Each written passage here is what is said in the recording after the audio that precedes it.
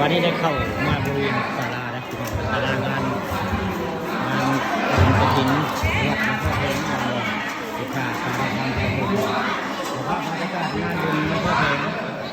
ไม้บ่งไม้ทรงนี่คือเป็นภาพในศาลาบ้านนางตำหน้าตาทางวัดเข้าวัดเอาภาพงานบุญกฐินได้ไหมน้องวันนี้งานบุญกฐินวัดหลวงพ่อเพลงไหว้ปู่มาช่วยแม่งานบุญประจำปีได้มีคู่ปีได้งานบุญกฐินบ้านนางตำบลนาตาลทำเพื่อที่คอยให้กับผู้ช่วยเต่าได้ช่วยเต่าก็จะสายาผู้คนหนักไว้ได้ตามพนาตำบลนาตาลทำด้วยว่านี่ก็ข้าก็จะมาด่างแล้วว่านี่ก็ได้มาต้องทำมาชมแล้วเป็นว่าจ้า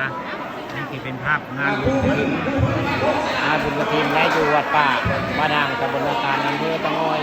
ข้าปาทุกคำผสมมานี่มางานบุญเจ้าได้งานบุญวัดหลวงพ่อเพลงอยู่บ้านนางตำบลนาตาลอำเภอตะงอยนะมันนี่บรรยากาศของคนลายเนี่ยมันนี่มีการจัดงานได้เป็นงานบุญเองงานบริเวณวัดป่าบ้านนางตำบลนาตาลบ้านพี่มุงเล่นป่าบ้านอื่นอยู่แต่ยังมากเก่าเลยอายุบ้านอื่นมาบ้านเก่าเลยมางานบุญกฐินวัดหลวงพ่อเพลงบ้านนางตำบลนาตาลหลวงพ่อเพลงได้เป็นเจ้าอาวาสบริเวณวัด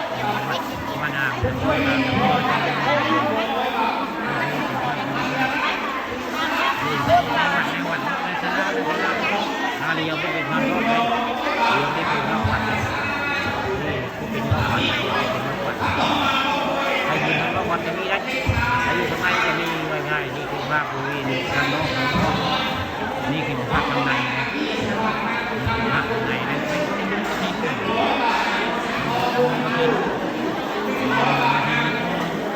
เพลงอ่ะมีสภาพมากวัดหลวงพ่อเพลงบ้านนางตำบลนาตาลอำเภอตะงอยได้พี่น้องนี่คือภาพบรรยากาศในงาน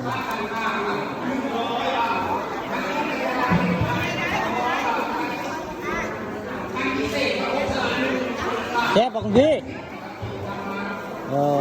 แซ่บเนาะพี่เกิ้งกับพี่แก้นในบ้านเดียวนี่พี่เกิ้งพี่แก้นมาตอนในสมัยน้องอันนี้เป็นน้องในตอนนั้นเป็นเรื่อยเลยก็มีช่องน้องมางานบุญมันนี่พี่เกิ้งพี่แก้นเครียดมากครับเครียดมากกันเครียดมากกี่บ่คนเราเครียดมากจะได้คนเรากำลังเป็นพี่เกิ้งพี่เกี้ยนเพิ่งพอมากคนเรา